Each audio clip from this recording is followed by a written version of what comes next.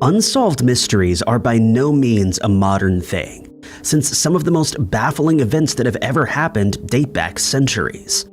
This means that we'll likely never be able to solve them, as no new witnesses can be interviewed, no additional evidence can be found, and in the end, all we can do is speculate about what really occurred all those years ago.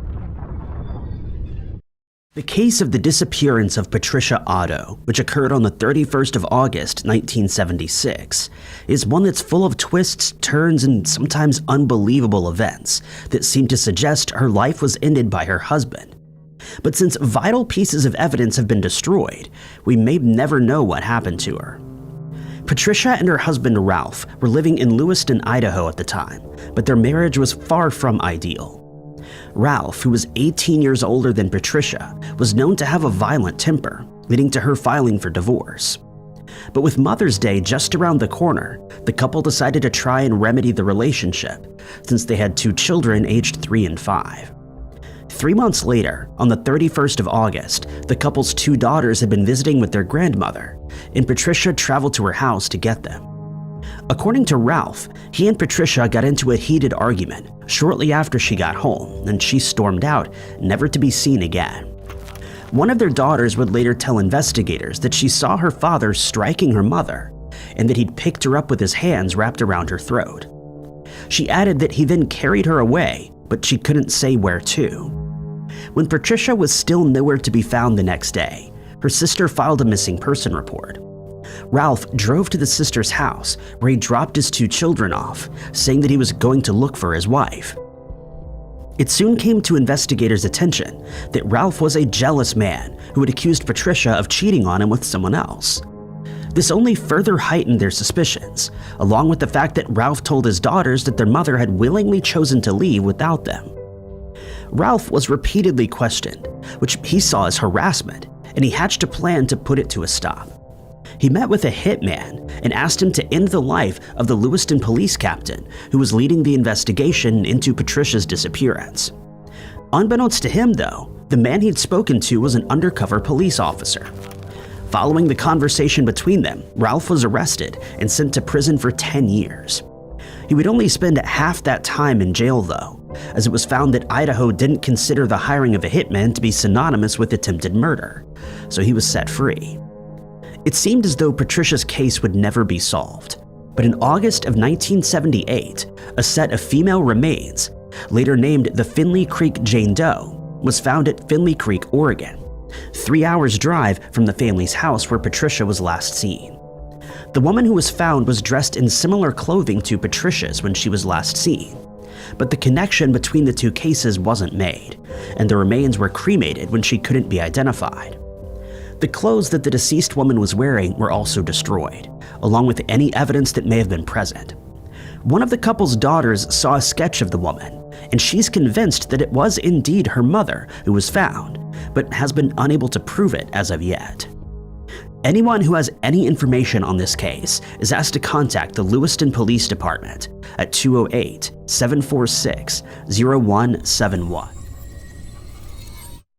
Thanks to advances in technology, scientists are able, with relative accuracy, to predict when an earthquake is likely to occur, though it's still by no means an exact science. Nevertheless, the technology that we use to predict these tremors, such as seismometers, have saved countless lives over the years. Since this technology wasn't available in ancient times, earthquakes were far more unpredictable, and hence claimed many more lives when they struck unexpectedly. In some cultures, the tremors were seen as messages from the gods, usually a warning of bad times to come. But one Chinese inventor who lived 2,000 years ago seemingly invented a device that could warn him and his people of an incoming earthquake. And today, we have no idea how he could have devised such a system with limited knowledge. The man in question was Zhang Heng, who was not only an inventor but also a mathematician, engineer, geographer, and astronomer, who lived sometime around 132 AD. He was clearly ahead of his time as far as technology was concerned. The device that he invented was fashioned using what looks like an ancient wine jar or a metal container that was used to heat water over a fire. It measured about 6.5 feet in diameter, and around the outside it was decorated with 8 dragon's heads, each representing a different compass point. But these dragons weren't just added for decoration. They each had a small bronze ball in their mouths, beneath which was a toad with its mouth wide open. In the event of a tremor, the ball would drop into the toad's mouth, showing not only that an earthquake was about to hit, but what direction it was traveling from. But we have no idea how these balls were kept in place or why the balls would suddenly drop upon detecting a tremor. It's been suggested that a stick was placed in the middle of the device, and when a vibration was felt, it would fall over, causing the ball to roll into the toad's mouth. When the ball hit the toad's mouth, a sound could be heard, and whoever was watching over the device would immediately warn everyone to get ready for an earthquake. While many people were skeptical about the device's efficacy, it was proven to work on one occasion in 138 AD. In that instance, a ball fell into a toad's mouth, indicating that an earthquake had hit to the west of the capital city. It caused quite a stir, but many people doubted whether the earthquake had actually occurred. That is, until a few days had passed and a messenger arrived to report that a tremor had indeed hit the region, which lay to the west of the city. Furthermore, he stated that the quake happened at the same time that the ball fell, confirming that Zhang Heng was not only correct, but that he was one of the brightest minds alive at the time. A reward of up to $50,000 is being offered to anyone who comes forward with information leading to the whereabouts of 27-year-old Julianne Miller, who disappeared on the 22nd of September 1982. To date, there's only been one suspect in this case, but investigators have been unable to prove his guilt despite a lot of evidence suggesting that James Clayton, Julianne's boyfriend, is responsible for ending her life. Julianne had been married once in the past, but that relationship didn't last long. After her marriage ended, her father gifted her with a cottage, which was situated in Old Saybrook, Connecticut, and she immediately moved in. She lived in the cottage while studying at the University of Hartford, and before long, she and James met. She invited him to move in with her, and he readily agreed. To make extra money while studying, Julianne worked at a daycare center, and for reasons unknown, she decided to transfer half of the cottage to James. But she would soon discover that this was a mistake when their relationship started to fall apart about a year after they met, and she started making arrangements to have James removed from the deed. In September of 1982, she acquired a quitclaim deed, and it was now certain that she'd be following through with her plans. This likely also meant that the couple wouldn't be together for much longer, but they continued living together for the time being. The very next day, Julianne went missing. A neighbor would report seeing her sitting on the couch in the cottage with James. The couple was watching TV together, but before long they started discussing the deed, resulting in an argument. This was the last time that Julianne was seen, but strangely, James never filed a missing person report. He would later claim that he didn't do so, since he applied for a job with the state police, and in his opinion, such a report would hamper his chances of being hired. Instead, Julianne's parents reported her as missing 8 days later when they couldn't contact her. When the cottage was searched, Julianne's purse, glasses, and her vehicle were found to still be there, as was her dog, Bojo. Inside her purse, investigators found the quick deed document that she had acquired, and they noted that James had signed it. James became a suspect early on, thanks to his inaction following Julianne's disappearance, but he maintained his innocence. He stated that she left the house that day and got into a brown pickup truck with an unknown man, but then things started to get strange. Some of the furniture in the cottage had been moved, and cushions on the couch had suddenly gone missing. White spots were found on the carpet in the living room, suggesting that someone had used bleach to clean areas on it. James claimed that the cushions were at the dry cleaners, but when the carpet and couch were tested, they were found to contain biological material, which James claimed belonged to Bojo. James forced 2 tenants who lived in the cottage to move out, though they were asked to take polygraph tests, which they both passed. James was also asked to take the same test, but he refused. Some of Julianne's grandmother's jewelry had gone missing, and it was later discovered that the pieces had been pawned by James's brother. The case has since gone cold, with James still being the only suspect, but he cannot be arrested due to a lack of evidence. If you know where Julianne is or what happened to her, you're asked to contact the Old Saybrook Police Department at 860-395-3140. Ram Setu, also known as Adam's Bridge, is an ancient bridge that connects India to Sri Lanka. But its origins are a mystery that has left scholars scratching their heads for centuries, since many people believe that it wasn't actually constructed, but formed by nature instead. The bridge begins on Pamban Island in India and ends on Mannar Island in Sri Lanka. While most scientific studies have determined that it was formed naturally, some religious theories have been put forward in an effort to explain its existence.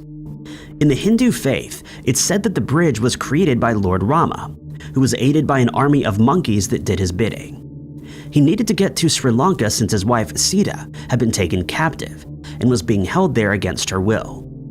According to this theory, the bridge was constructed in 5000 BC, and quite surprisingly, carbon dating that was performed on the bridge seems to indicate that this time frame is correct, further deepening the mystery. Some archaeologists and geologists have stated that some of the stones used in the bridge's construction are up to 7,000 years old, while the sandbar beneath it is said to be much younger, about 4,000 years old. According to legend, it was possible to use the bridge to walk from one side to the other, a distance of about 30 miles, until sometime in the 15th century, possibly 1480, when a series of storms hit the area, causing the channel beneath it to become much deeper and rendering the bridge inaccessible. As for the scientists who maintain that it is a natural formation, they've found the bridge to be made up of a series of linear coral reefs or limestone reefs. These reefs sit between 3 and 32 feet beneath the water, which means that any ships in the area have to sail around it or risk running aground. It's also been suggested that Sri Lanka and India were once part of the same landmass, and that when they drifted apart, a small section of land trailed behind, forming the bridge that we know today, though this theory has never been proven.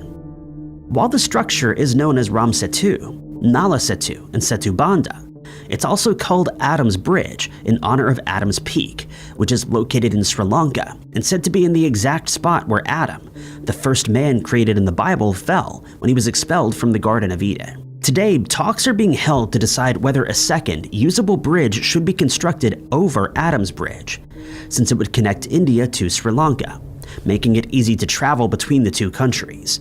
But this has caused some uproar in both of these countries. 25-year-old Nancy Deborah Willis, known to her friends as Debbie, has been missing for a very long time, and hopes of finding out what happened to her are quickly dwindling. But her case remains open, and investigators are still encouraging anyone with information on the case to come forward. Nancy spent her childhood growing up in Yuma, Virginia, during the 1960s. Her family eventually relocated to Johnson City, Tennessee, Myrtle Beach in South Carolina, and Denver, Colorado, before eventually settling in Ringgold, Georgia. As an adult, she married a man named Howard Hawk Willis, and the couple had 2 children. They moved to Bradley County, Tennessee, and were in the process of building a house of their own when Nancy suddenly went missing. It's known that Nancy spent time in Gate City, Virginia, with her family on the 23rd of December, 1986. They celebrated Christmas early, since Nancy was meant to be back home for Christmas Day. But after leaving Gate City, she suddenly vanished, never to be seen or heard from again. When she failed to make contact with her family, they became concerned that something had happened to her, and she was reported as missing. Investigators immediately spoke to Howard, but he stated that Nancy had left him in March of that year and that he hadn't seen her since. He added that as far as he knew, she took a bus to Chattanooga in Tennessee, since he'd dropped her off at the bus stop, but he had no idea where she went from there. He would, however, end up in a lot of trouble with the law in the years to come. In 2002, Howard was charged with ending the lives of 2 people, Adam and Samantha Christmer, a couple who had just gotten married and were living with Howard's mother in Johnson City. His guilt in this case became apparent when he was caught on a recording made by his ex-wife, Wilda Gadd, admitting that he'd ended the couple's lives with a firearm. The recording was made with the aid of Bradley County Sheriff's Office, and with this evidence in hand, Howard's fate was sealed. Howard was eventually found guilty in the charges against him in 2010, and he received the death penalty. but he was also implicated in another equally heinous crime. He was suspected of having been responsible for the disappearance of his stepfather, Sam Thomas, who was later also found deceased. Howard wasn't charged with this crime due to a lack of evidence, but investigators are certain that he's the culprit and that he may be linked to the Christmers. He's the only suspect in Nancy's disappearance, but has also not been charged with this crime, since she's never been found and her fate remains unknown. If you know what happened to Nancy, or have any contributions to this case, you're asked to contact the Bradley County Sheriff's Department at 615-476-0572. In February of 1567, Lord Darnley, also known as Henry, was married to Mary, Queen of Scots, and at first they were head over heels in love. But Darnley soon started to resent his wife's power, leading to an event that destroyed their relationship. As time passed, he grew weary of not always being the focus of Mary's attention, since she was often otherwise engaged, thanks to her duties as queen. Having had enough, he attempted to assert control over her by having her secretary's life ended in front of her. But this was a bad idea, as the event only deepened Mary's resentment towards him, and their relationship only deteriorated further. At the same time, the Scottish lords of the time started to worry that Darnley held too much power, and that he needed to be taught a lesson. He was also the subject of rumors that he was having affairs with several men, and it was proven that he'd been unfaithful to Mary, having been involved with a number of women over the years as well.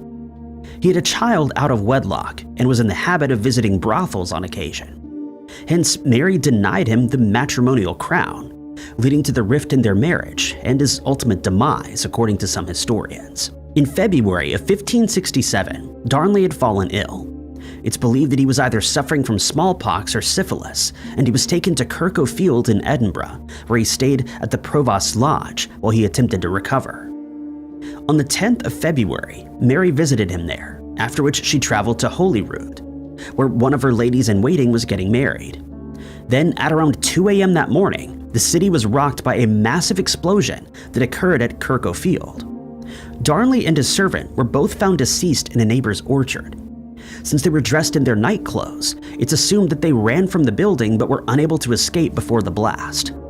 But upon further investigation, it was found that their lives had not been ended by explosion, but that they'd been strangled by an unknown person. The mystery only deepened when it was revealed that strange items were strewn around their bodies, including a sharpened blade, a length of rope, and a chair. At the top of the suspect list were Mary and her counselor, Bothwell. Rumors that they were responsible only became more rampant when the pair got married a few months later, but no evidence was ever found to implicate either of them. This marriage also wouldn't last, and it would ultimately spell the end for Mary. After she and Bothwell separated, Mary fled to England, and there she was arrested by the orders of Queen Elizabeth II, who maintained that she was responsible for Darnley's demise. She was imprisoned for the next 19 years until she was eventually executed, and according to many scholars, took the secret of what happened to Darnley to the grave with her.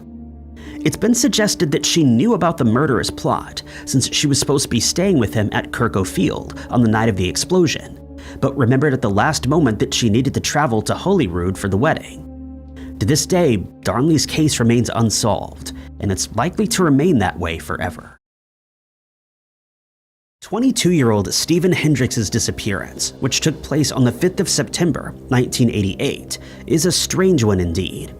It involves a fire that was set at his house in Washington, Indiana on the day of his disappearance, and his case has never been solved. At the time, Stephen worked at Craney's Body Shop, and he was engaged to an 18-year-old woman named Rebecca Harvey. By all accounts, their relationship was doing well, as the couple had decided to move in together, and Rebecca moved her belongings into Stephen's house on Oak Grove Road. She worked at a pizza restaurant to make extra money. But on the 5th of September of that year, something sinister happened that investigators are still unable to explain. At around 3:30 a.m. that morning, a neighbor contacted the police and frantically reported that Stephen's house was engulfed in flames. Firefighters were deployed to the scene, but by the time they arrived, the house was already beyond saving, and the fire was burning so intensely that it had caused paint to start bubbling and peeling off the cars that were parked in the house's driveway. Fearing that someone may be trapped inside, firefighters entered the house and unfortunately found Rebecca inside. It was quickly determined that the fire had been set intentionally, since gasoline was used as an accelerant, but the motive was unknown. No sign of Stephen was found inside the house, and it's believed that he may have been forcibly removed from the building, and that he then became a victim of foul play. In the weeks that followed, no sign of him was found. He never picked up his $2,000 worth of tools from Craney's body shop, and never collected his last paycheck, which of course was very out of the ordinary. Inside the house, investigators found his keys, wallet, all of his clothes, and his car still parked in the driveway. This suggested that this was no mere robbery gone wrong, and that Stephen hadn't simply decided to leave of his own accord, since he would have taken his wallet and likely would have left his car. It isn't known whether any suspects were formally identified, but one man, a former boyfriend of Rebecca's, was questioned and asked to provide an alibi for the time when the fire was started. He was unable to do so, but he was also never arrested or charged. It isn't known why, but in 2019, investigators searched Oak Grove Cemetery in connection with Stephen's case, but they've declined to say whether they found any clues. It later came to light that a rumor had been spread about a fresh grave being dug at the cemetery.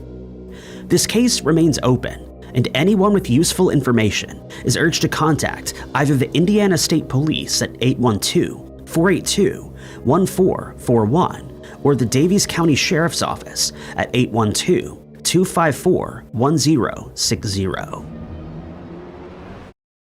In 1977, South Africa was a very different country from the one we know today.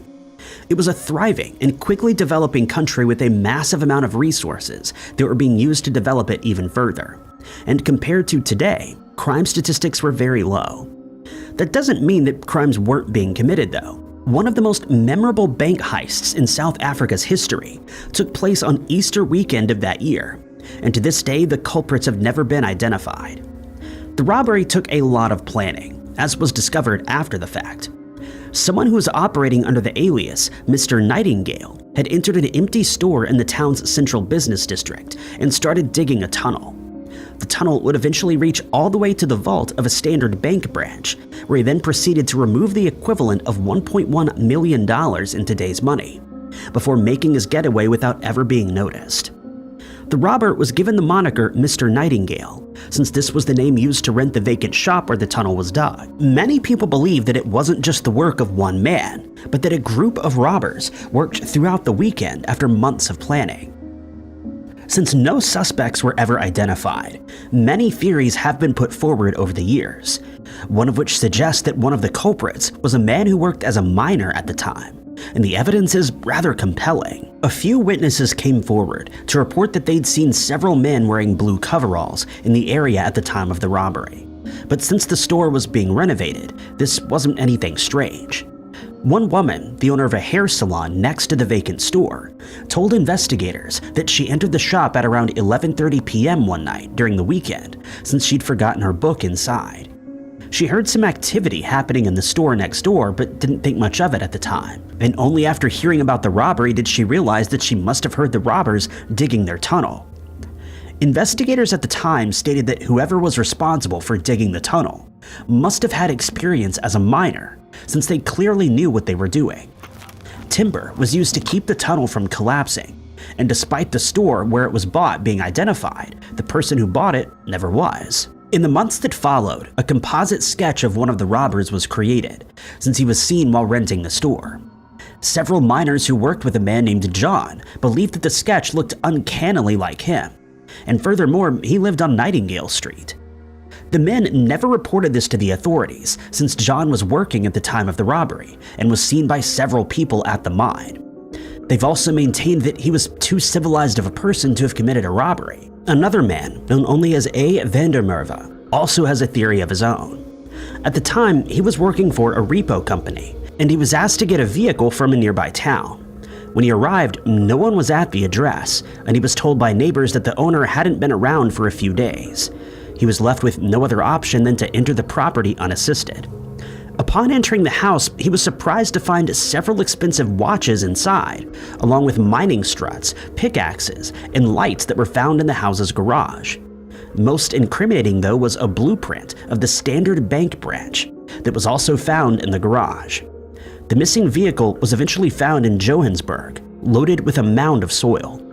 The prevailing theory is that the robbers fled the country shortly after committing the heist, and it remains one of South Africa's most compelling mysteries that will likely never be solved. The murder of Zannanza, the son of a Hittite king, is a mystery that has plagued Egyptologists for a very long time. And today we're no closer to learning what happened to him after he lost his life while traveling to Egypt to marry a queen. Another mystery from the same time concerns a woman named Dakamunzu. What we do know is that she's mentioned on several occasions in a series of letters, known as the Amarna letters, that tell of Egypt's relations with Babylonia, Palestine, Cyprus, Syria, and other countries during the late 18th dynasty. Her name is mostly mentioned regarding an event that came to be known as the Zannanza Affair, which involves a young girl named Ankhesenamun. She was the daughter of Nefertiti, who was queen at the time, and the pharaoh Akhenaten. Shortly after celebrating her 13th birthday, Ankhesenamun married King Tut, who also served as pharaoh until he passed away at the age of 18. This meant that Ankhesenamun had to look for a new husband, and of course many older men showed interest, since they stood to gain not only a lot of wealth but also power. But Ankhesenamun wanted her bloodline to remain loyal, and in a desperate attempt she wrote to the king of the Hittites, who was seen as one of her most feared enemies. The letter reads, quote, "My husband has died and I have no son. They say about you that you have many sons. You might give me one of your sons to become my husband. I would not wish to take one of my subjects as a husband. I am afraid." It's been suggested that Ankhesenamun wrote this letter under a pseudonym that meant the great king's wife, rather than her actual name, but this has never been proven. The king understandably found the letter suspicious, so he sent an envoy to confirm the author's claims, and when he realized the letter had been sent by Ankhesenamun, he agreed to send his son, Zannanza, to Egypt to marry her. This meant that he would be crowned a pharaoh, and that Egypt and the Hittite Empire would become one. It was a win-win situation, but the marriage would never happen, as Zannanza was ambushed while on his way to Egypt, and his life was ended. The first suspect was a man named A, who was crowned as a new pharaoh. Abe denied any involvement, but the king could not be convinced, and he ordered an attack on Egyptian settlements in Syria. Some of the people who were taken as prisoners were, unbeknownst to the king, very ill, and upon being brought back to his native Hattusa, started spreading whatever disease they were suffering from. This led to an epidemic breaking out, and many people, including the king, lost their lives. Ankhesenamun was now forced to marry A against her will, but shortly after doing so, she suddenly disappeared. Historians state that she passed away under suspicious circumstances between 1325 and 1321 BC, and it's been suggested that her life was ended by the order of the pharaoh A. It's also speculated that Ankhesenamun was responsible for ending Zannanza's life, but this has also never been confirmed. We have no idea how Zannanza perished or who the culprit was in his demise. Likewise, we can only speculate as to what happened to Ankhesenamun after she disappeared, and she's now referred to as Egypt's lost princess, and a mystery that will likely endure for centuries to come. At the time, Joe was living in Warden, a parish in Northumberland, England, though he often traveled around the country looking for quilting work whenever he could find it. His work had become known in several parts of England, since he was said to be a remarkable quilter, but that night he met a grisly end. According to witnesses, Joe had visited Warwick Grange, where he bought a pitcher of milk, a pound of sugar, and some meat from a woman named Mrs. Colbeck, who was the wife of a farmer. A man named William Herdman would later tell the police that he stopped in at Joe's place on his way home from work at a paper mill at around 6 p.m., and that Joe was in the middle of cooking a dinner consisting of a few potatoes. He spoke to a woman named Mrs. Biggs at 7 p.m. after she knocked on his door to ask for directions to Four Stones.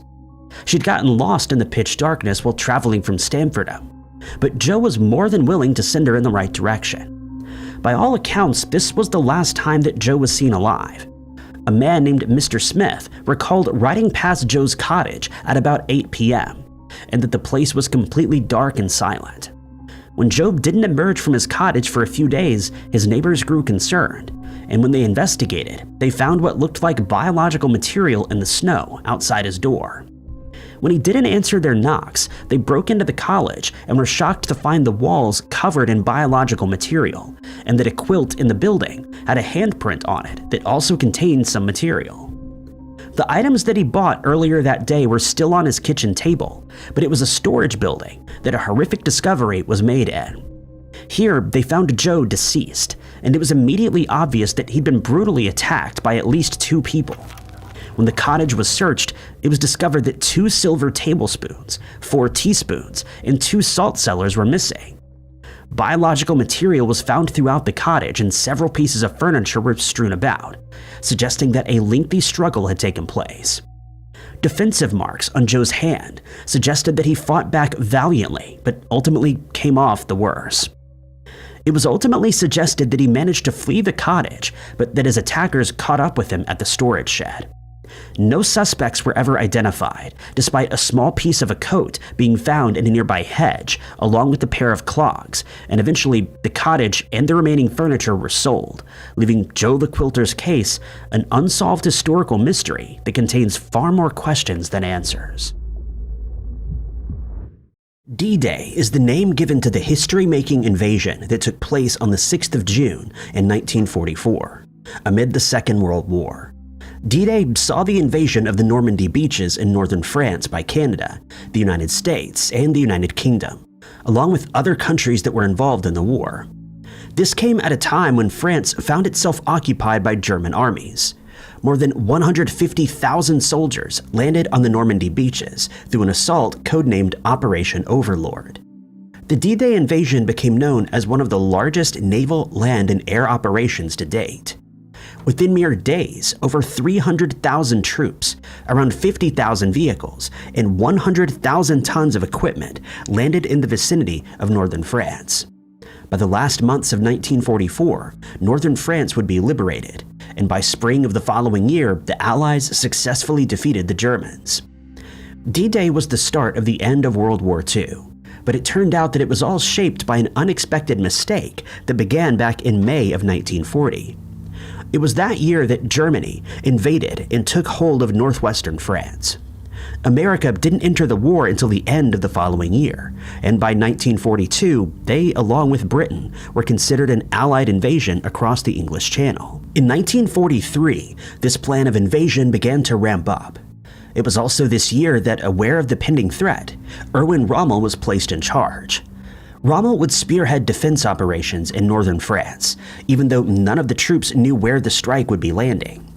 The German army officer was also charged with completing the Atlantic Wall, a 2,400-mile fortification of bunkers and obstacles. The Allied invasion became known as Operation Overlord, and in January of 1944, General Dwight Eisenhower was appointed the commander of the operation. D-Day was on its way. Weeks before it was due, the Allies carried out a deceptive operation, fooling the Germans. But this wasn't the error that was made. Eisenhower intended for the 5th of June to be the date of the invasion, but due to a bad weather forecast, the entire operation was delayed by 24 hours. With the prediction of improved conditions the next day, Operation Overlord was planned for the 6th of June instead. In Normandy, Erwin Rommel bid farewell to his staff. The weather had been looking miserable, and assumptions were made that the Allies would be forced to postpone their invasion for several weeks. Instead of remaining at his command post, Rommel opted rather to head home to spend time with his wife, Lou, and his son, Manfred.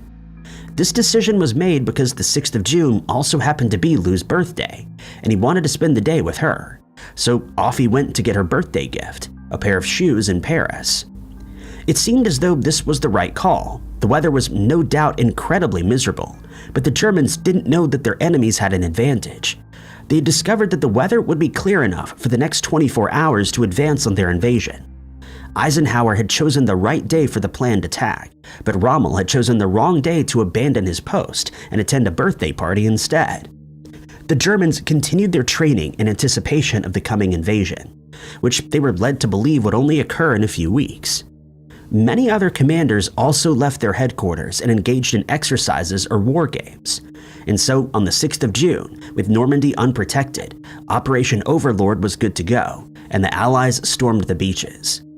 The forces that Rommel would have been commanding were able to slow the Allies, but they were not able to force them back into the English Channel. By the end of the day, more than 150,000 troops had stormed Normandy's beaches, and in less than a week, the beaches were fully secured by the Allied forces. In August of that year, the Allies liberated Paris, and the Germans were removed from the northwestern France. If Erwin Rommel remained at his headquarters and had not made the error of heading home for a birthday party, the Second World War may have ended a lot differently than it did. Instead, his mistake sparked the beginning of the end of the war. The 1867 sale of Alaska is considered to be the costliest mistake ever to be made in human history. In the mid-1800s, Russia was suffering from many losses. In the years before, they'd been engaged in a profitable fur trade of sea otter pelts in Russian America. The exchange had been going on for more than a century, but in the 1850s, the population of sea otters, which once saw numbers over 300,000, was almost extinct. This, paired with the defeat that they'd suffered from the Crimean War at the hands of France, Turkey, and Britain, was setting Russia on the path of downfall. With very few options left, Russia was under a Tsarist government and concluded that all that was left was to sell its American colony. Great Britain had already shown a keen interest in obtaining Alaska as an addition to its British North America, today known as Canada. During the Crimean War, it had also threatened to take over the area after having attacked the Kamchatka Peninsula. Russia already knew that the economic ambition of the Hudson Bay Company to acquire Alaskan resources made the area vulnerable to the British. But after having lost the war in 1856, the Tsar was in no state to negotiate with Great Britain, or see its colony get absorbed by the much too recent enemy. This forced them to consider a different buyer, the United States, to which Russia had been drawn in the mid-19th century during a common hostility they shared towards Britain. The US became aware of the idea that Russia was looking to sell the Alaskan territory, but following the breakup of the nation, they were in no position to respond to Russian officers in a positive manner. That being said, ardent expansionists still showed an interest in obtaining the territory. Ardent expansionists such as William H. Seward thought that obtaining the area would prove resourceful to the state, and so the internal debate with the Russian government began. During the process of forming a consensus to sell Alaska, Grand Duke Konstantin Nikolaevich became the strongest advocate for the sale, but other important officials were against it and contended that the Tsar should hold on to the territory. Despite the reluctance of some, the pressure to sell became insurmountable. Another official in the court argued that the price at which they should sell the territory should reflect its future worth and resources. Eventually, the consensus to sell Alaska was reached, and on the 16th of December, 1866, the final decision was made. For the ultimate price of $7.2 million, Alaska would become the territory of the United States, at just 2 cents an acre. After having acquired the region, the United States found an abundance of resources at its disposal, including oil, gas, and others that far exceed the price that they had purchased it for. Just 6 months after buying the area, the US hit a gold mine, literally, resulting in a rapid influx of more people to Alaska. Ever since, the Alaskan Purchase has become known as one of the costliest mistakes in history, with Russia missing out on an abundance of resources, gold, and a whole lot of money. The Siege of Sardis remains an important event in Turkish history. The Persians seized control of Lydia's capital city, which was a major step forward in the rise of the Persian Empire. It was a victory achieved against all odds through composure, resourcefulness, and keen observation. In fact, the entire operation was largely attributed to a seemingly unimportant mistake. The story of the Siege of Sardis centers around an important individual.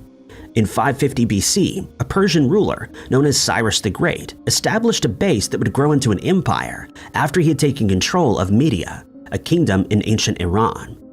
The takeover inevitably led to conflict with the neighboring kingdoms of Lydia, which at the time was a major power in Anatolia.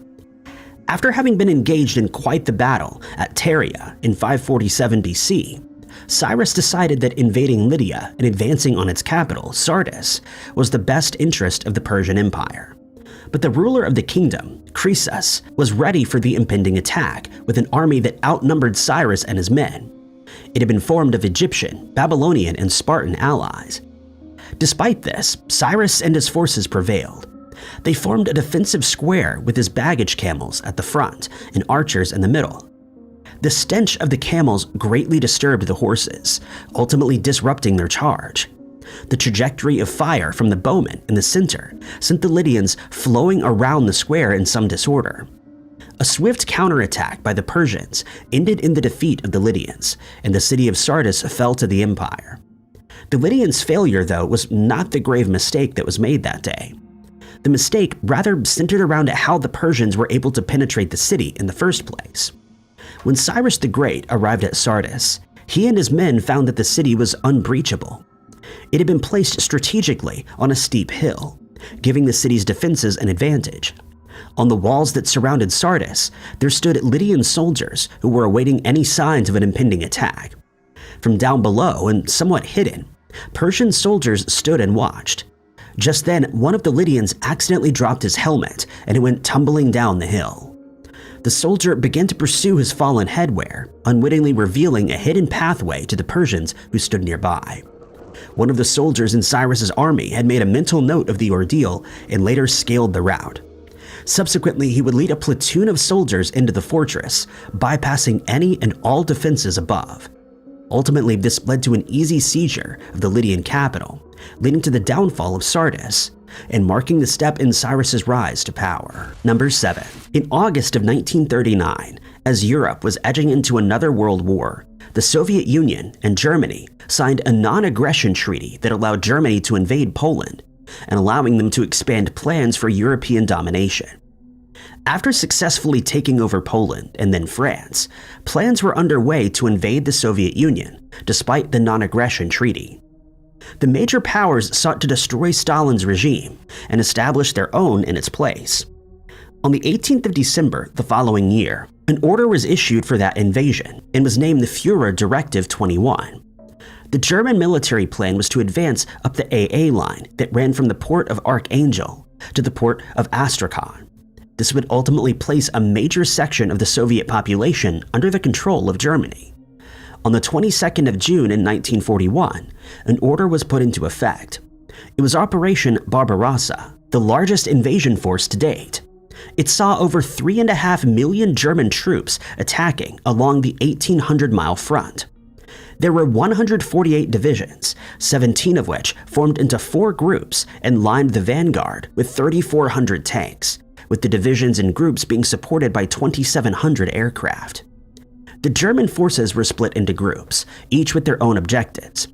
With all these contributing features in place, the Germans were off to a good start and were able to push toward their objectives, forcing the Russians to fall apart amid the confusion. On the first day of Operation Barbarossa, 1,800 Soviet aircraft were left in ruins, and by the 6th day, 3 Russian armies were encircled, with more than 320,000 men captured. By the following day, 2 more Russian armies became trapped and subsequently destroyed, with another 300,000 troops taken as prisoners. Despite initially gaining the upper hand, Germany failed to destroy the Soviets and forced them to surrender. Instead, they lost over 1 million men, aircraft, tanks, and weapons. The Soviet Union had rallied to defend itself and launched a counterattack, forcing the German forces to retreat. But the entire mission that sought to destroy the Soviet Union could have been stopped as early as 1935. Stalin had received warnings of an incoming attack, with Moscow having learned of the invasion plans in 1935. Germany's leader had also let the cat out of the bag in 1941 after sending a letter to Stalin. In the letter, he notified the Soviet leader of his plans to redeploy troops from the German-Soviet frontier. He'd even gone as far as giving the date, which was between the 15th and 20th of June. Soviet border guards had received news of the coming invasion too, and passed it along to Stalin, ultimately securing the idea that the Soviet Union was going to be attacked by German forces. But the leader decided to ignore every single one of these warnings. He was distrustful of the intelligence reports that suggested an impending assault. He believed that they were nothing more than rumors, misinformation, or provocations. This ultimately led to the surprise German attack on the USSR, which came to be known as Operation Barbarossa. History is filled with tales of war. There are stories of victories and defeats, the employment of strategy and unheard-of tactics. Some of the battles were won with brute force, others with clever planning, and a few with sheer luck. Then we get to the absurd historical wars, such as the Battle of Karansebes in 1788, amid the Austro-Turkish War. It was here that the Austrian army would be defeated, but before the actual enemy ever had the chance to show up. The scene was set in Karansebes, which was part of the Habsburg monarchy, today known as Romania. The Austrians had quite the army, totaling around 100,000 men. The soldiers decided to set up camp in the area as they prepared to engage with the enemy, the Ottoman army, who were coming from the south. Despite having already suffered many setbacks in their previous altercations, the Austrians were eager to alter the war in their favor. But on this night, the men were particularly exhausted, hungry, and dehydrated. They'd just been marching for days on end with no rest.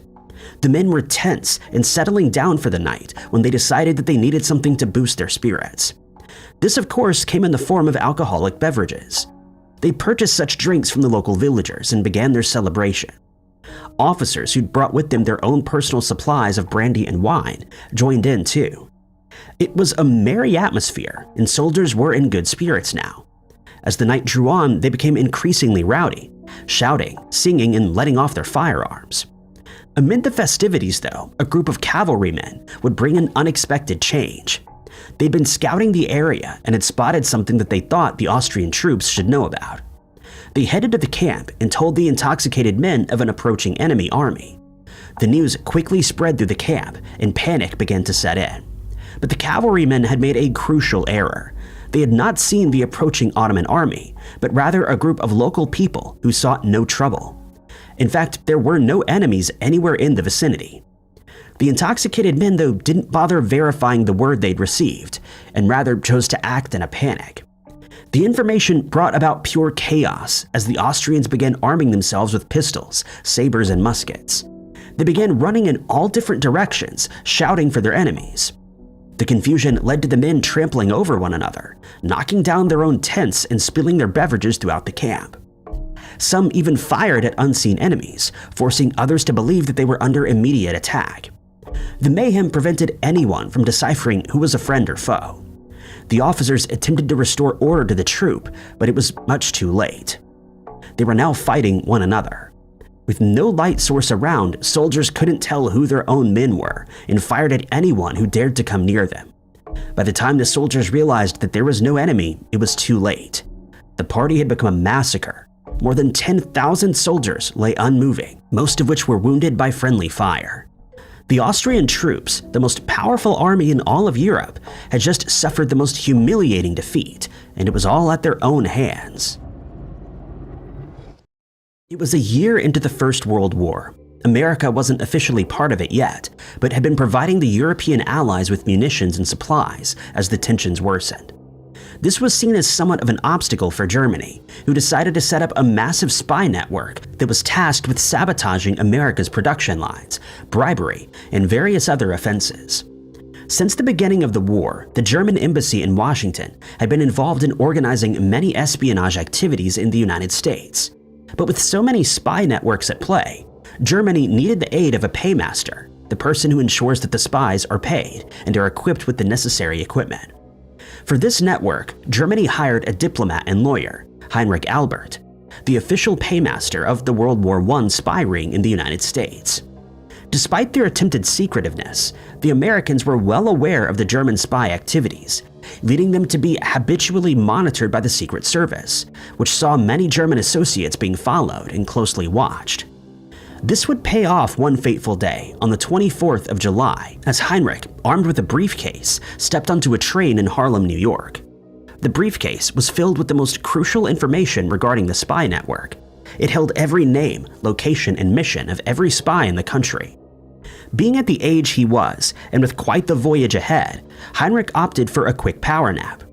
As he nestled into his seat and placed his briefcase next to him, the diplomat began to fade off to sleep. Sometime later, he groggily awoke and hopped off the train. But as he stood on the platform, Heinrich realized that he didn't have something with him: the briefcase. He hurried back onto the train to his seat and found it was already gone. It turned out that when he stepped on that train back in Harlem, so did Frank Burke, a Secret Service agent who'd been tailing him. By the time Heinrich had gotten back to his seat, Burke had already snatched the briefcase. After spotting the agent, the German gave chase, and Burke was able to evade him by jumping into a trolley, and the briefcase was gone. The papers inside gave the United States everything they needed, including the forging of a myriad of United States passports for the use for German agents, the involvement of the German embassy in the attempted assault on the Maine and New Brunswick Bridge, the full involvement of Boy Ed and Pepin in the plot to set up a pro-German regime, and the placing of multiple explosives aboard the ships that left Hoboken and were headed to Europe with supplies for the Allies. America decided to publish its findings to the public and would now know the full extent of the German activities within the United States. The Americans now had proof of German sabotage, allowing them to send all ambassadors and diplomats back to their country. The crossing of Delaware was another key moment and crucial point in the American Revolution. It was such an important aspect of history that it's been immortalized in an iconic painting. The familiar painting of General George Washington crossing the Delaware River was completed in 1776 by Emanuel Leutze, commemorating leadership, courage, unity, and willingness. In December of 1776, Washington and his troops departed from Pennsylvania and were heading for New Jersey. On Christmas night, the troops were led across the treacherous Delaware amid a fierce blizzard. Once making it to land, the troops, consisting of 2,400 men, would mount a surprise attack on the Hessian forces. This surprise attack became known as the Battle of Trenton, which took place on the 26th of December. The Americans claimed 22 Hessian lives, captured 900 more, and wounded another 98. Throughout the entirety of the battle, Washington's troops only suffered 3 losses. There was no doubt that the surprise attack was a daring feat led by the man who would one day become the nation's first president. It also boosted the morale of the American army.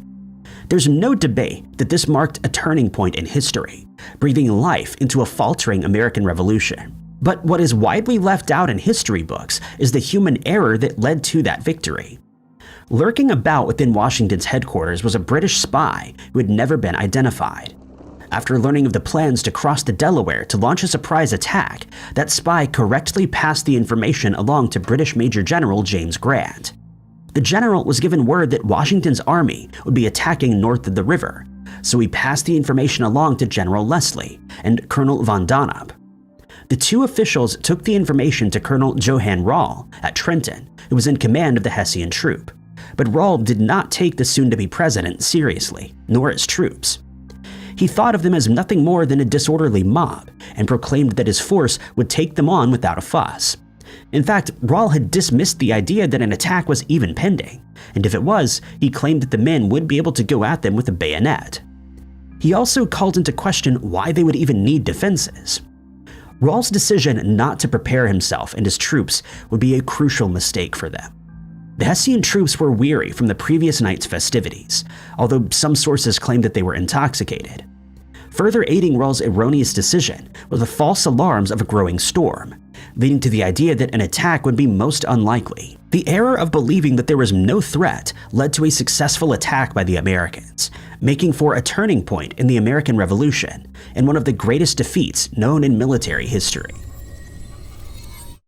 The 1970s were a time during which the United States entered into an economic recession, fueled by an interruption in the supply of foreign oils and inflation. New York was just one of the places that was affected by the economic downfall and was on the verge of defaulting on financial obligations. In order to alleviate some pressure, New York cut the funding for many of the city's services, further pressuring the already struggling families. To make matters worse, lightning shattered from the sky on the evening of the 13th of July in 1977. The storm, and a crucial mistake that came after, would lead to even further crippling of the city. It was 9:21 p.m., the middle of the sweltering July, when lightning struck 4 times over Westchester County, hitting a Con Ed substation that sat on the Hudson River. The strike tripped the circuit breakers and subsequently overloaded the main transmission lines. Shortly after, another substation was hit, knocking out 2 more transmission lines. In one of New York City's Con Edison electric facilities, a system operator was on duty, and the situation was well under control. With neighboring facilities all opening their connections to the Con Ed system and making an effort to keep theirs from overloading, if he didn't act fast, the entire facility would have been crippled, and all he had to do was flip a few of the switches, averting a full-blown crisis. But flipping these switches quickly was crucial, and they had to be done in a specific order, a fact that seemed to evade the operator's mind. A few clicks went by, but then he hit the wrong one, and within a matter of minutes, a connection of 230,000 volts with New Jersey closed. The system was overloaded, and by 9:36, the whole Con Edison system was shut down. Most of New York City lost power. Only 2 neighborhoods were left running, since the Long Island Lightning Company powered them. Aside from the 2 areas, New York was plunged into 25 hours of darkness and electricity-free mayhem. 1977 just happened to be the time in which David Berkowitz, affiliated with the Son of Sam, who took orders from a neighbor's dog, was at the peak of his spree. Aside from that, given the turmoil that the US was suffering, New York was just an unhappy place to be. Unemployment rates were at an all-time high, and crimes of desperation were increasing. Being left in darkness for more than a day is no doubt a terrible experience, but the reaction that the general public had to that blackout made matters so much worse for the city altogether. Looters quickly took to the murky streets, smashing out shop windows and stealing furniture, clothing, electronics, and anything else they could get their hands on. Around 4,000 arrests were made, but many managed to evade capture and escaped without repercussions. High levels of fires were reported throughout the city, and in just a single night, the NYC Fire Department would douse well over 1,000 fires, all while dealing with a number of false alarms. The night of the 13th of July in 1977 was the night of terror, all attributed to the flip of the wrong switch.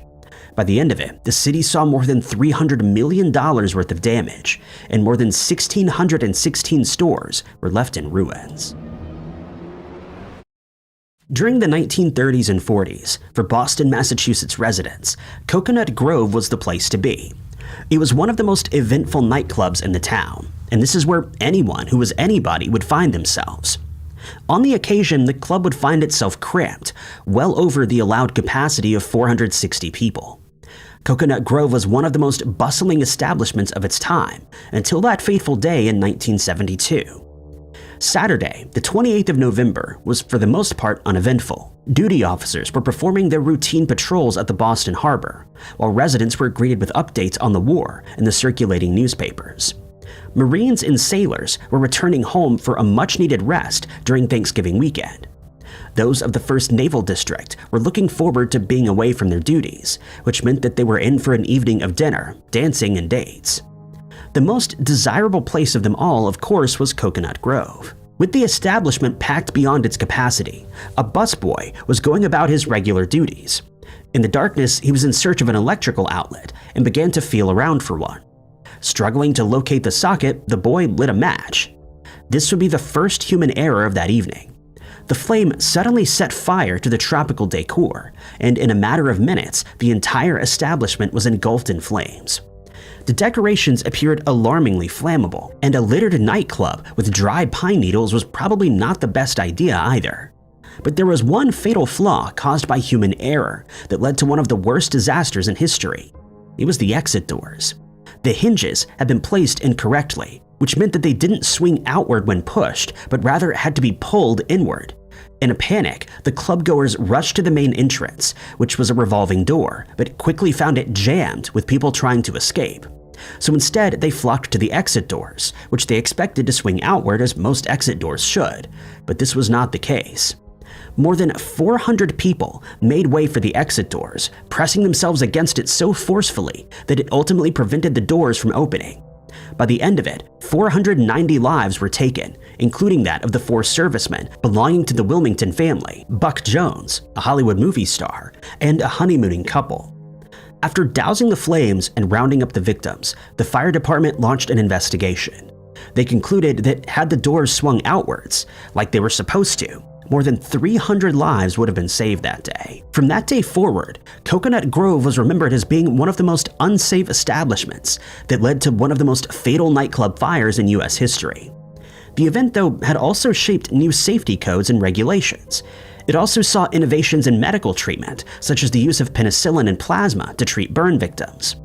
This material would also come into use during the Second World War to treat the wounded on the battlefield. The 1950s became a historical turning point for aviation, as companies began to make their first forays into jetliners.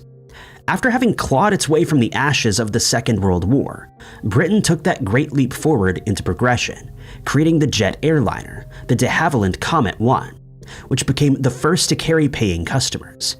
It was a state-of-the-art jet that boasted many never-before-seen features. One such aspect was the pressurized cabin, allowing the craft to not only fly higher than the others, but also faster. In the spring of 1952, the de Havilland Comet, with passengers aboard, sped off from London Heathrow Airport, going at twice the speed and twice the height of its competitors. Much publicity surrounded the coming of the new era, with the press and public alike hailing the Comet as Britain's first aeronautical engineering, following the devastation of the Second World War. Unfortunately, this newfound pride would not be long-lasting. Repeatedly, various Comet flights began crashing all over the place, one in Rome, then Karachi, and again in Calcutta. It was absolutely devastating.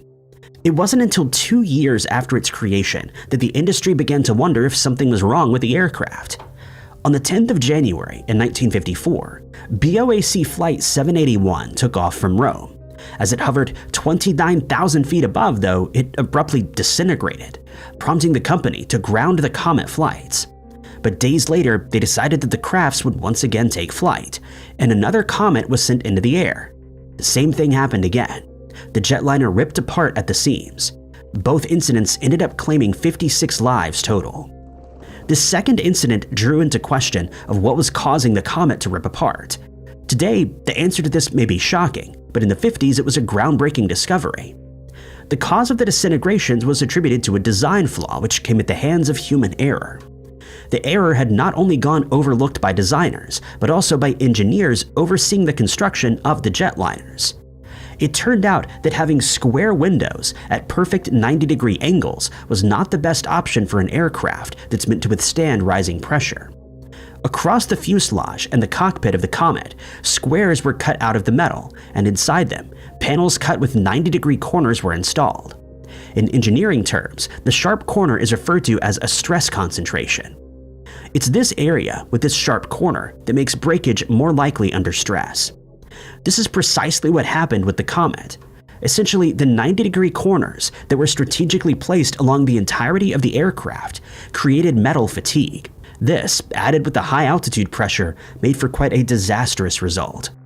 The dangers of metal fatigue and sharp corners were not known at the time, and this was an error that was overlooked by the world's leading engineers and aircraft designers. Ultimately, the company was left with the question of how to fix the corner issue that was leading to such destruction, and it turned out all they had to do was round the corner edges. As we see them today, airliners have rounded windows down the fuselage and around the cockpit, which is the only thing preventing the plane from tearing apart mid-air. The pressurized stress is distributed to other points along the curve instead of in just one sharp corner. In the 50s, coming to this conclusion was not an easy venture. Experts had absolutely no idea why the Comets weren't holding up until they began testing the structures by simulating the pressurization of the cabin. And while doing this, they noticed that cracks had begun to appear at the window corners before the fuselage eventually burst. In the summer of 1693, yellow fever was an issue all across Eastern American cities. The disease ran rampant through Boston, and theories as to where it came from began to arise. Some physicians began to theorize that mosquitoes were responsible for transmitting the disease. The yellow fever mosquito theory was only put to the test once a large outbreak occurred in New Orleans. But instead of just gaining some confirmation as to where the disease was coming from, history got a lot more than it bargained for.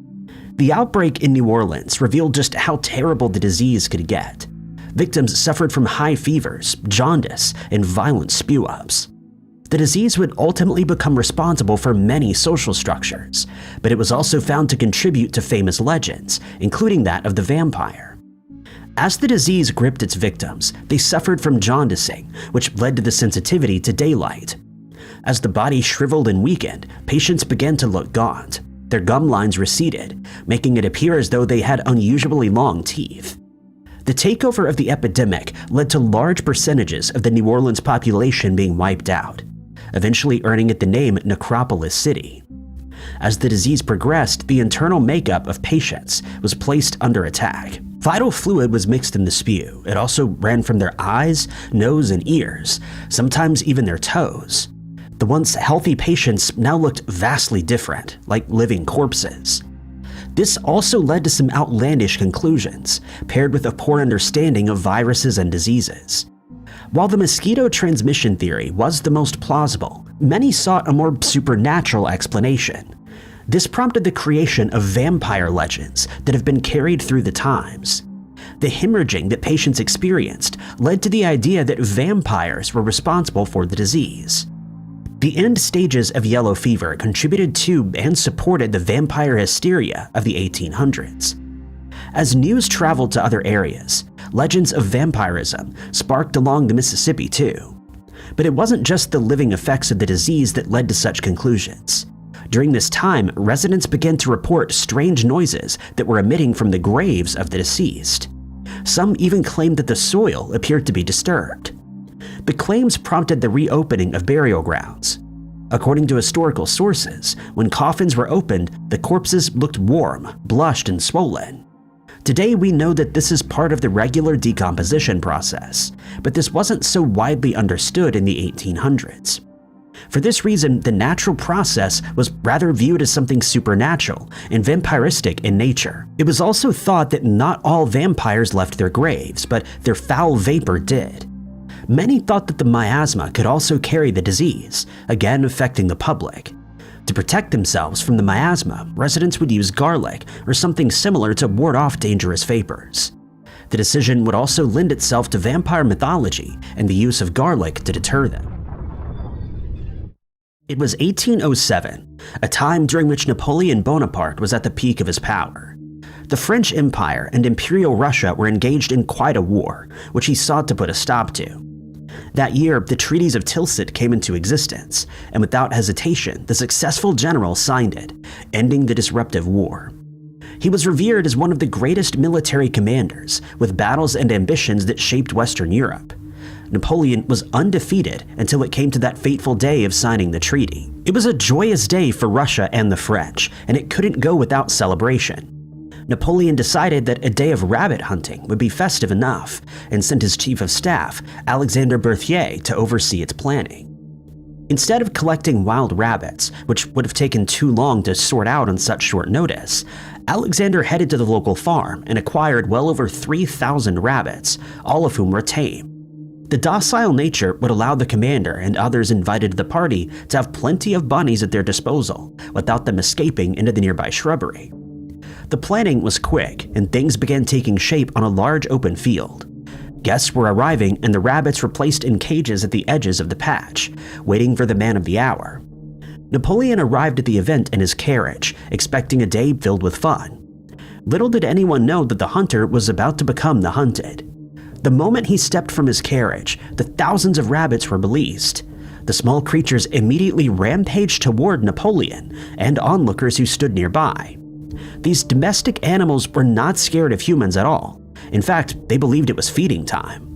Hundreds of rabbits latched onto the unsuspecting commander, who desperately tried to fling them off. In search of their food, they nipped at his legs, and according to a historian, David Chandler, it appeared as though the bunnies had taken a sort of strategy to successfully overthrow the party. They had divided into two equal parts, half of whom flanked the French leader, and the other half tormented the guests. Initially, the onslaught appeared comical and many laughed at their behavior, but the rabbits were out for revenge.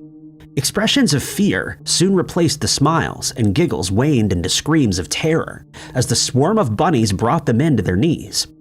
In desperation, the terrorized onlookers and guards attempted to repel them with riding crops, sticks, and whips, but nothing seemed to deter them. Napoleon was unable to accurately position his firearm to end the uprising and was short just a couple thousand slugs. The only other option was to retreat, and the commander did just that. He ran past crying guests and screaming men as he sought the solace of his imperial coach. But even as Napoleon clambered into his seat, the rabbits still did not relent, and some even managed to make their way inside. Napoleon was humiliated by the events that had just taken place, only regaining composure once he was far away from the chaos, and after having to toss some of the hungry beasts out the window. Eventually, the thousands of rabbits began to scatter.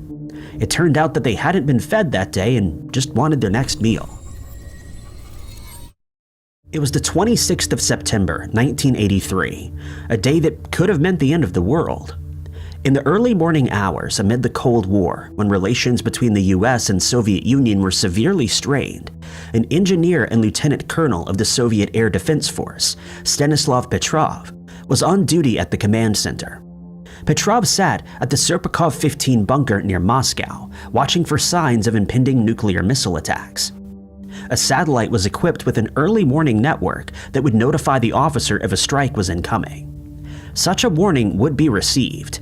The officer on duty was expecting to send the information up the chain of command, informing superiors of the impending attack against the Soviets, in which a case of immediate counterattack, also of nuclear nature, would be launched back at the United States.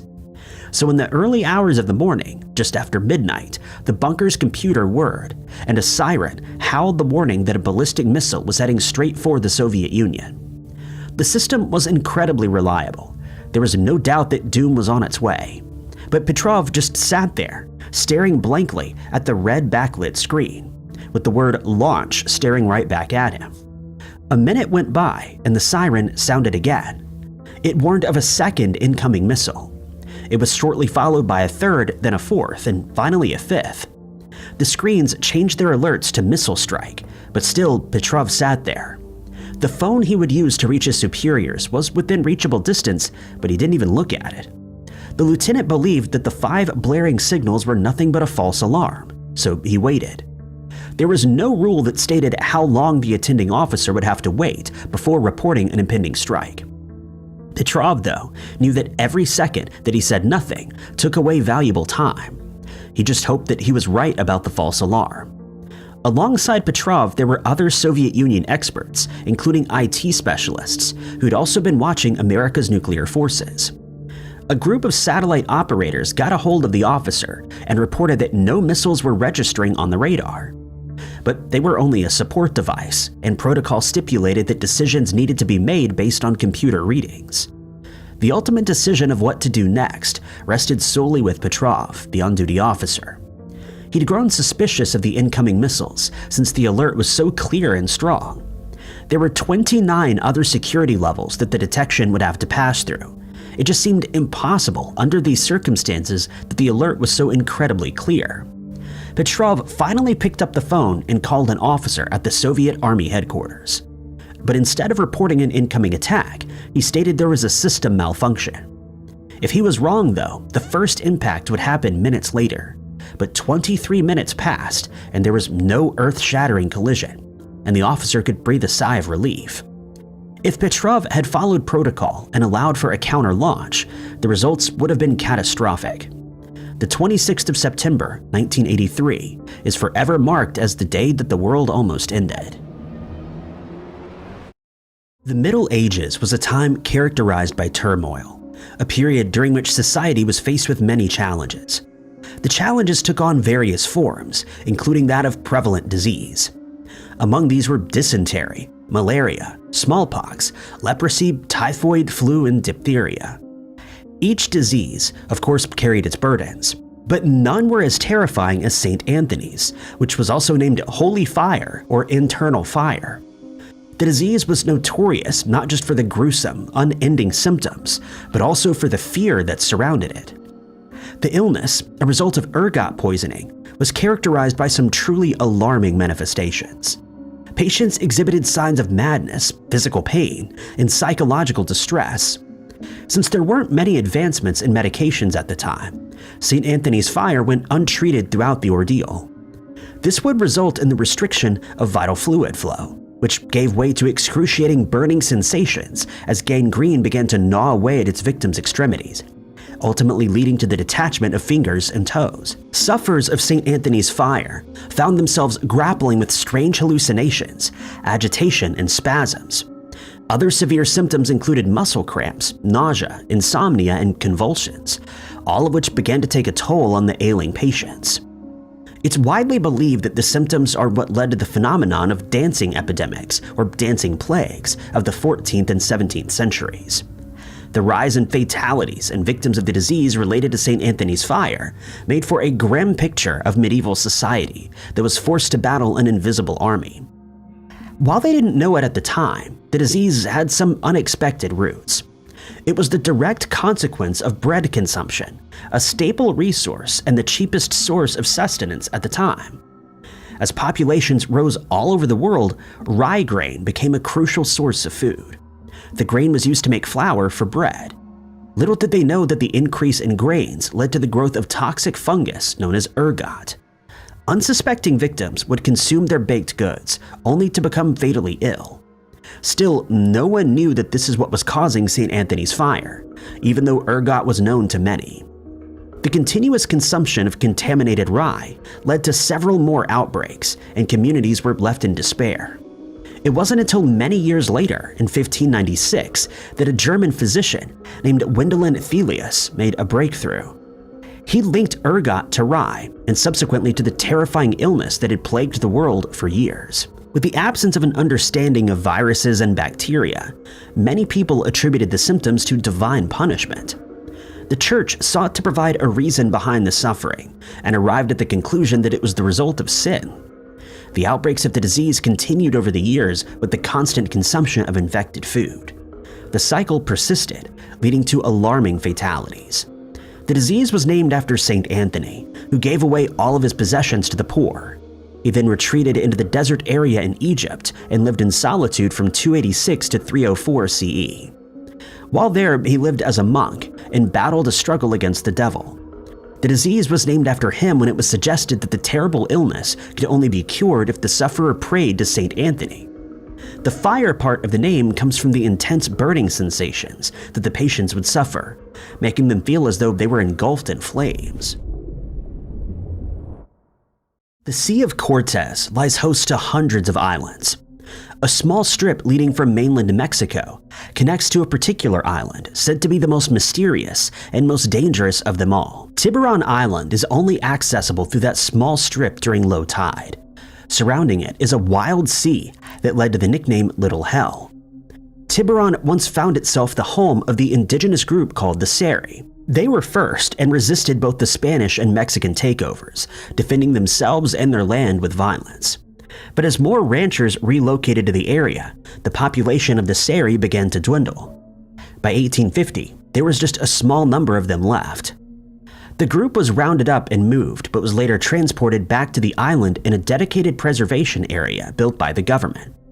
It wasn't until 1975, though, that they were awarded exclusive rights to the channel by the Mexican government. During the time that the Seri occupied the island, many strange things began happening there. Disappearances and lost expeditions became the notable legends of Tiburon Island. One such event was that of the Grindell expedition. In 1903, Thomas Grindell, an Arizona prospector, made way for the island. When he arrived there, he merely skirted its edges to see if the island was worth a full-scale prospecting operation. After declaring that it was, Grindell headed back to Arizona and began recruiting men who would accompany him on his journey back to Tiburon. There weren't many takers, and in the end, the prospector was only able to get 3 men on board. Together, Grindell, Gus Allender Rawls, D. Ingram, and Jack Hoffman set out on the 10th of June in 1905, accompanied by their guide Dolores Valenzuela. The group traveled light, taking with them the materials for a distillery since fresh water would be a scarce commodity. The expedition would last 2 months, with the promise of being back home by the coming August. The Papago guide led the group through the desert area on the way to the main island. A single donkey carrying all of the stored water trotted along with them. The water, though, would be a complete waste, since the distillery attempt was a failure. With this setback, the guide no longer wanted to continue on the journey, and the rash decision to split up was made. Dolores headed back the way he came, and the remaining men started looking for a boat to take them to Tiburon. August had come and gone, and the men still had not returned. 4 months later, blackened by the sun, an incoherent and exhausted Hoffman emerged in Guaymas. He traveled many miles from the island to make it there, but he was alone. Initially, everyone thought that the group had been the victim of the Seri, who were believed to be cannibalistic. The only survivor of the Grindell expedition testified that the men had succumbed to the elements and had suffered from dehydration, not at the hands of the native people. Grindell's brother Edward wanted to locate his brother and figure out what happened to the party, so he set out too on the same venture. When Edward arrived at the town where his brother's expedition had left, he was told by hunters that a group of Americans had their lives taken on the island. The Seri were said to tie up their captives to stakes or driftwood, only taking them piece by piece. But Edward refused to believe that this was his brother's fate and insisted that the group of Americans was not the Grindell expedition. Following in his brother's footsteps eventually led Edward to artifacts belonging to his brother, one of which was Grindell's book, a rifle, and the mule that carried the cans of water. But no bodies were ever found on this search party. Ingram, Grindell, and Rawls were gone. Strangely, the guide Dolores was also never located. 2 years went by, and eventually the remains of Grindell were uncovered, but the rest of the crew, aside from Hoffman, remained missing. In the end, Hoffman became the only confirmed survivor of the Grindell expedition. In 1862, amid the American Civil War, a major battle took place. It was the most violent of them all, one that stained the ground of Pittsburgh. It was the Battle of Shiloh, where 2 Union armies came together to defeat the Confederate Army of Mississippi. The conflict saw 25,000 Union and Confederate soldiers perish. As night came in on the 7th of April, the remaining wounded soldiers, some of whom were still stranded on the muddy battlefield, began to notice something strange. The open slashes, or weeping wounds, were glowing. It was a faint green-blue light emitting from their injuries as they awaited rescue. This event certainly scared the soldiers and the medical assistants who later came to their aid. As the wounded men began flooding into the facilities, a strange pattern began to emerge. The glowing wounds were cleaned and dressed, and doctors soon realized that those whose injuries emitted light had a better healing time. The recovery was much quicker, with minimal post-op complications. Even though the physicians were perplexed at what they were seeing, they found that the glow was also preventing infections. The radiant lacerations were attributed to the mercy of angels, which led to the name Angel's Glow. The phenomenon, though, would be overlooked as a myth. Historians believe that the documentation of this strange event was nothing more than an exaggeration. Some even suggested that the soldiers may have been hallucinating, or just spitting out another tale of war. But what historians, experts, and scientists soon learned was that the incident was not exclusive to Shiloh. It appeared that Angel's Glow had affected others on different battlefields as well, particularly where the wounded and deceased couldn't immediately be collected. The incident of the glowing wounds was left as a mystery to those of the era. They never knew why the wounds emitted an eerie light. Fast forward 150 years later, when high school student Bill Martin became fascinated with the subject. Bill, along with his mother, a microbiologist, and a friend, headed to the Shiloh battlefield in search of any clues that could explain the Angel's Glow. There, they discovered a bioluminescent bacteria and examined the environmental conditions to determine if the bacteria could have been present in 1862. It turned out that the bacteria was present during that time. But how did it get into the weeping wounds of soldiers? The bioluminescent bacteria were known to live inside soil nematodes. In fact, the two had a symbiotic relationship. The bacteria emit a light that attracts insects who would fall victim to the parasitic worms. Once they were inside the insect, the bacteria would be regurgitated, eliminating any toxic microbes. It's believed that while injured and lying on the muddy earth, the soldiers became contaminated with those very nematodes that released the bioluminescent bacteria. It was a quiet morning on the 18th of August in 1961. Fog hung in the air of Capitola, California, as some early-rise residents began their morning routines. At 3 a.m., Frank Urbanek was already seated in the back seat of his friend's car. Frank was 18 years old at the time and awoke before dawn to grab breakfast before his 13-hour shift. His morning had been quite unremarkable until then. It was still dark out as Frank peered through the haze at the two-lane street only lit by headlights. Something strange was afoot. As he sat in the back seat, he could see hundreds upon hundreds of birds barreling out of the sky. They were sooty shearwaters. The seabirds were flying erratically through the streets while disgorging fish remnants. Many of them kamikazed into street lamps and rooftops. Residents, disturbed by the sounds of birds flailing their bodies onto their roofs, emerged from their homes armed with flashlights. But once the birds saw the lights, they immediately began barreling toward the homeowners. They retreated quickly and watched in terror from their windows. Still in the back seat, Frank was heading down the road. The birds lay piled thick in the road, and others were strewn across roofs, backyards, and on cars. It looked as though there were millions of them swarming like locusts. Some were still moving, but with a drunken sway, while others lay motionless. Eventually, the vehicle crossed Soquel Creek, and as Frank arrived at the coffee shop a quarter-mile from his home, he found that the birds were there too. Here, the sooty shearwaters were far more restless and erratic. The owner of the coffee shop was baffled as to how relentless the birds were. He claimed that they'd been trying to get into the diner for hours. Later that morning, Frank headed to the docks where he worked. He was about to open the gates of the wharf as the sun was beginning to rise. Just then, one of the birds barreled toward him and began pecking at his leg. It was a strange event that left residents panicked and scientists stumped. The seemingly unprovoked migration led to jammed police switchboards as too many calls were being made. The Capitola police recounted at least 4,000 injured birds, with another 2,000 wobbling around and wailing. By 7 a.m. that morning, many of the sooty shearwaters had flown back out to sea, but it would take many days before the rest would take off. Red Cross arrived in Capitola as well, administering tetanus shots to those who'd been bitten or pecked by the erratic creatures. Even after undergoing several tests, what caused the behavior in the birds was a mystery, and it wasn't until 26 years later that a conclusion was finally met.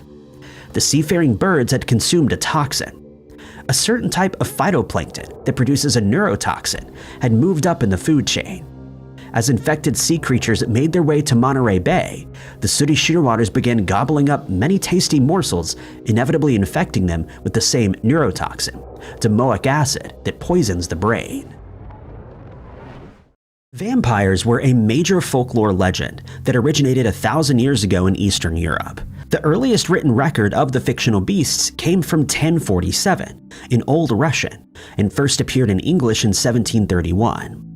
Mostly, these written records would be detailing a fictional tale for entertainment, but important historical records exist regarding one particular individual. Juraj Grindell is the first ever real-life person to be described as a vampire. His story began in the late 1500s when he became a villager in the region of Istria, or modern-day Croatia. He was a peasant from the small village of Kringa, who, according to town records, had a wife named Ivana and two daughters, Anna and Nikola. In 1656, well into his life, Jura passed away from natural causes, leaving behind a widow and pure terror in his wake. Every night following his passing for the next 16 years, Jura would terrorize the good people of Kringa. In the middle of the night, he would wander the village, occasionally stopping to knock on a few doors. Residents would awake to the sound only to sink into a pit of despair. They knew what the knock meant. Someone in the household had very little time left. It appeared that if a door was knocked on, someone in the house would pass away in the next few days. Giorgio, a village priest who'd been the one to bury Jura, was the first to piece it together. He realized that the man had inexplicably returned from his grave only to wreak havoc on the town. Ivana would even report that the living corpse had appeared at her windows some nights. The locals began to refer to him as a mix between a warlock and a vampire. Armed with a crucifix, Father Giorgio encountered Jura during one of his nightly rampages. He brandished a cross at the man and ordered him to stop tormenting the villagers. Tears ran down the living corpse's face, and he retreated into the darkness. But the resident didn't think that this was enough and chased after him. The group then attempted to pierce the man's heart with a hawthorn stick, but it simply bounced from his chest and Yora made an escape. The next night, 9 villagers came together along with Father Giorgio. They headed to the churchyard and uncovered the supposed vampire's coffin. As they opened the wooden box, they found the man lying awake, perfectly preserved with an eerie smile stretched across his face. Giorgio performed an exorcism and a stick was driven through his chest, but again it just bounced off. Another attempt was made and this time it was successful, and finally peace returned to Kringa. The legend of Jora Grendo was told to Johann Weikert von Valvassor, who visited the village on his travels. He researched it and recorded it in an anthology. In recent years, the story of the first real-life vampire has been examined by many scientists at the University of Zagreb, who believe that there must be a scientific explanation behind it all. Nestled in Wilder, Kentucky in the United States, one will find Bobby Mackey's Music World, a nightclub and far from average honky-tonk bar that's shrouded in pure eeriness. The site wasn't always fun-filled and a bustling attraction like we see it today. Its vibrant history has earned its spot in paranormal lore. It attracts not just country music lovers, but also thrill-seekers and supernatural enthusiasts from all across the globe. The building's chilling history started in 1850 when it was being used as a small slaughterhouse at a meatpacking facility. The abattoir was constructed to serve northwestern Kentucky as well as Cincinnati, Ohio. In the lowest area of the building, a well was dug out to be used for waste storage. In the 1890s, the slaughterhouse closed down. Some researchers speculate that it became the place for satanic cult activity thereafter. During these secret meetings, it's thought that many sacrifices had taken place here. In 1896, the corpse of 22-year-old Pearl Bryna, a small-town girl from Greencastle, Indiana, was found less than 2 miles away. It was speculated that her boyfriend, Scott Jackson from Ohio, may have had ties to a local satanic cult. In the early part of the 20th century, the abandoned slaughterhouse was demolished, and the lot stood empty until the 1920s.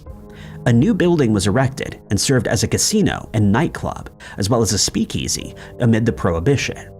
When the Prohibition ended in 1933, an entrepreneur, Buck Brady, bought the property and named it Primrose Club. After more than a decade of running a successful nightclub, Primrose grabbed the attention of Cincinnati mobsters who attempted to muscle their way into the business. But Brady refused to sell the business, which only led to escalating violence and threats towards customers in the parking lot. Eventually, Brady left the scene and the mob overtook the place. It would later be renamed the Latin Quarter and became a rough and tumble club. In 1978, following a series of fatal attacks at the establishment, the authorities were forced to close it.